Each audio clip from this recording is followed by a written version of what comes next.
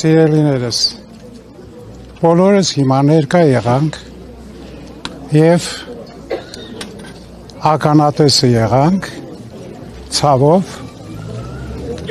իրական Հայաստանի արդարադատության իրականացմանը։ Նորից ցավով պիտի ասեմ, արդարադատություն, որը իրականացվում է, իրական ավտոկրատիկ ռեժիմի ստեղծած մի մթնոլորտում, բնականաբար, որը վախի, կամակատարության, քմահաճույքի կատարման մթնոլորտ է։ Մեզ համար հայտնի է, որ Միքայել Սրբազանի այս ամբողջ դատական գործը և հիմնական մեղքը նրանում է կայանում, որ նա հայ եկեղեցու հոգևորական է և պետք է հայ եկեղեցու հոգևորականին որևէ կերպ պատժել։ Ինչպես մեր նախորդ հայտարարության մեջ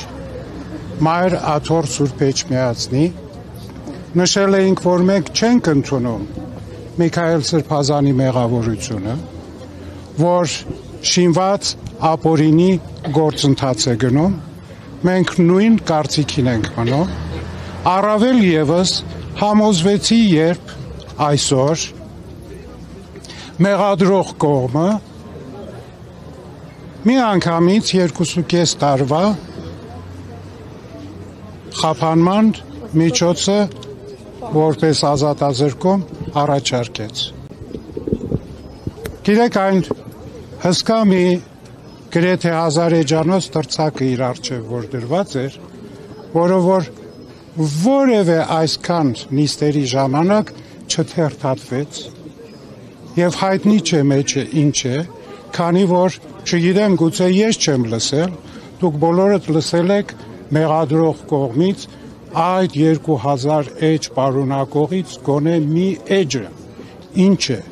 ինձ թվում է պարզապես այդ թղթերի վրա, ամեն էջի վրա գրված է, մեղավոր է և վերջ, ծունկի բերել նստացնել, ամեն էջի վրա անընդհատ կարդալու և իրականացնելու նման արդարադատություն։ Ցավում եմ, որ մենք այսօր նման իրականության առջև են կանգնում այսպես կոչված իրական Հայաստանում և հարցեր չկան և ես վստահ եմ, որ այսօրվա թե մեղադրողի, մեղադրող կողմի և թե դատավորը, որ ունեն զավակներ և իմ աղոթքն է առ Աստված,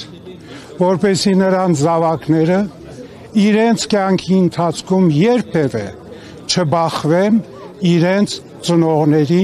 նման արդարադատություն իրականացնողների։ Եվ վստահ եմ, որ Աստված մեր աղոթքը կլսի և նրանց երեխաներին կփրկի իրենց նմաններից։